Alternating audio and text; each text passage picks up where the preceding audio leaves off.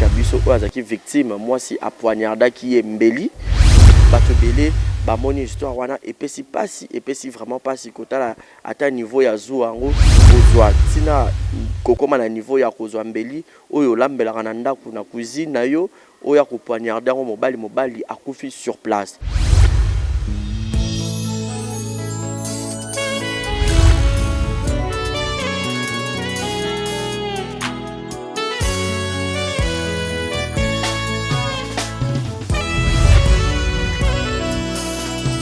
Mon cœur se réjouit en toi, éternel. Ma force a été relevée. Voilà, tous les plaisirs pour moi de vous retrouver encore très nombreux sur Exemple et Télévision. Grande ma joie de vous informer, de vous servir. Bonsoir, bonjour, tout dépend de l'heure à laquelle vous allez sur cette émission. Exemple et Télévision, votre chaîne d'actualité, votre chaîne de l'excellence, raison pour laquelle je vous dis abonnez-vous massivement sur Exemple et Télévision. Toujours dans le compte Yaroye la binoba information, toujours dans le compte Yaro courir derrière l'actualité. Vous savez très bien que nous avons une histoire tragédique Oyo et Salamine à niveau ya Angola. Nous avons visto na DJ Merlin Bouton, voilà. Comme boy artiste on a visto pe Merlin Bouton. A ote kotika biso o azaki victime moi si a poignarda qui est mbeli. Donc je crois bien boyebi histoire en gros et panzani na ba page à polémique et puis et ça li pasi bato belé ba moni histoire wana epesi pasi epesi vraiment pasi kotala ata niveau ya zu en gros kozwa tina kokoma na niveau ya kozwa mbeli oyo lambelaka na ndako na cuisine na yo oyo akopoignarda ngo mobali akufi sur place.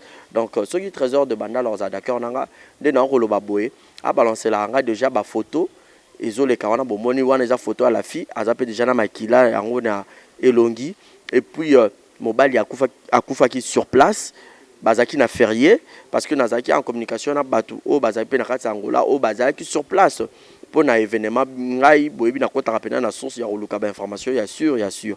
Grand merci na batu to ba soutenir ngai derrière la caméra moteur Rosabilili Claudia Baka, merci beaucoup pour la prise de vue.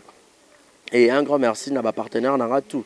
Là, je vois Yannick Chamba Godson, un privé comme toi n'existe pas. Malik Arafat Malik, Willy Claude Djama et Monica Makambo, maman Brian, bébé Seigneur, maman Kenaya et puis Primaël. Et sans oublier mon papouche Julio Monampout. Grand T, Ndé na Rolo Baboé, au balancer l'Arabie sur déjà ba image. Bomoni wana ezasko photo ya DJ Merlin Bouton, abandé au beta na Angola, na Lounge Bar, Métro Bar, voilà. Bisope ana ndenga Kinshasa toza rappel na métro bar mais na ebite so métro bar ango eza ya kolo nango azaka même oyo aza ya biso awa ya Kinshasa nde aza pe oyo Angola je ne sais pas trop pour na za ba précision te mais ce qui est sûr aza DJ abetara musique na niveau ya Angola donc voilà yende muto auti kotika biso bo mona ba photo ndenge ezo le kawana. Et puis photo ya mwasi akina ko bomaye jour où il y a bango kuna na Angola izaki journée moko férié journée moko bat banda ko travailler te nde mwasi akina ko sala crime wana mais nde nazaki en contact na quelques personnes ya Angola nanga kina bengela bino mais je crois aza connecté te muto azaki penda kuna sur place. Alors qui pendant sur place bon on a mécano ko bengaye pour que après ça biso ba détail sous très fiable quoi. Voilà mais ça sonne apparemment aza connecté mais Amérique ko ça il a quelques voice ou ezak na roki ko yo kisabino pour besoin vraiment ba information sur babi moi ça taki nde mutazu wa makasi abanda déjà na ba dire na ye abanda déjà ko yebisa mobali que mukona ukuta ona fiwana na yo ayebisi mobali na ngai na fiwana tokozanga yo donc wana ezali déjà ba propos ya mwasi donc zu elekaki tellement makasi nde copine na ye donc copine ya mwasi ya DJ Merlin nda bengi ayebisi yo fani kuna na ndako mobali na yo azosomba ba champagne azana mwasi mususu oyo mbana na yo wana oyo yebi ya solo de mwasi kotel mamba moko azumbeli akemba mo inde ti place mobali azalaki na Angola kuna place banda ko fêter ba journée fériée des araki bat babimara te nde abeti mobali na épaule boye ya mobali atali na nsima nde azwi mama mbeli akotisi ye na motema mobali akufi sur place. Naza na audio moko oyo Sandra atindela nga to tokoyoka yango ensemble na bino.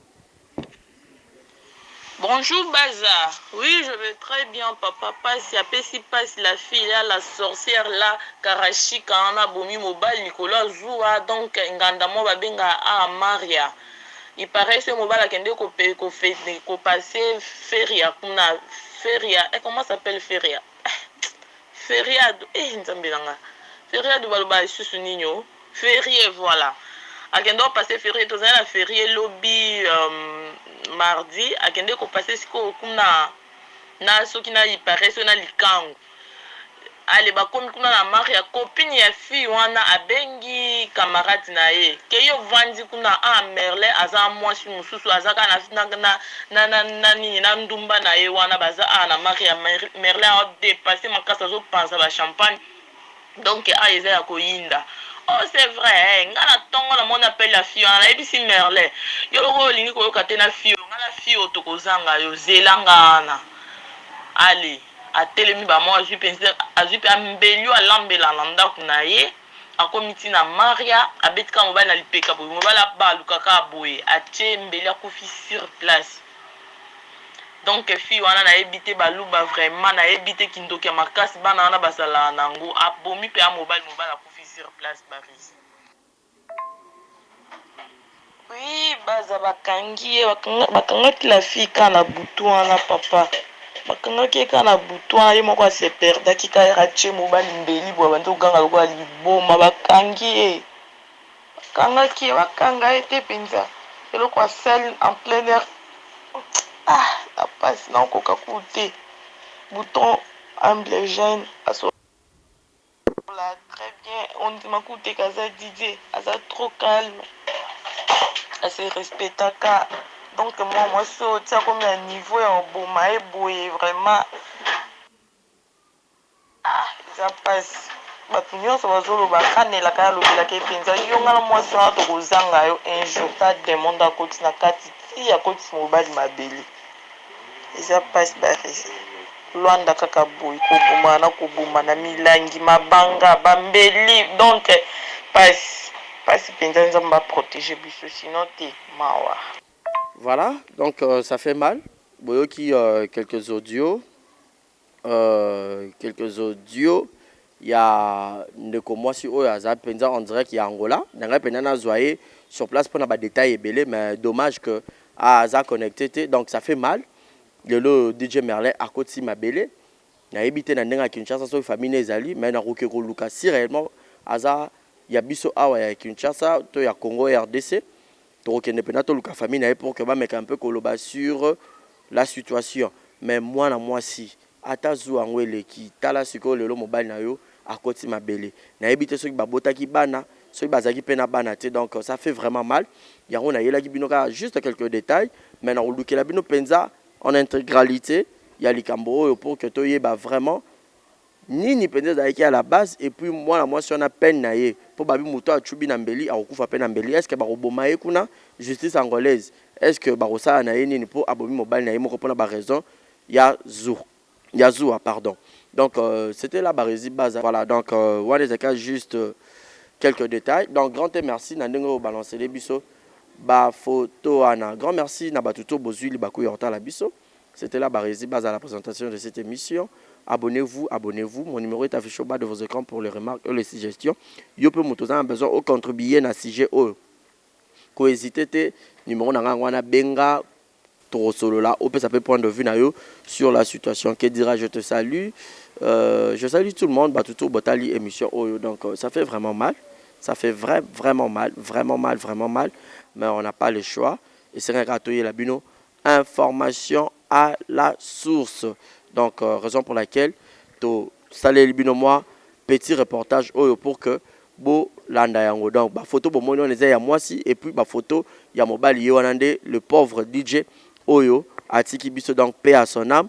Donc to comprendre tes ba DJ na ba DJ to perdre DJ déjà Arafat libaku ya DJ puis DJ moko pe déjà auteur okufa pe na Angola yepé liso ayo okufa donc Batutu Bolandi Bisson vous dit un grand merci et mes condoléances à la famille artistique. Il y a DJ Tout et puis à la famille biologique, il y a DJ Merlin Bouton. Quant à moi, je vous dis un grand merci et je vous prends congé. Bye bye. Restez branchés sur Exemple Télévision.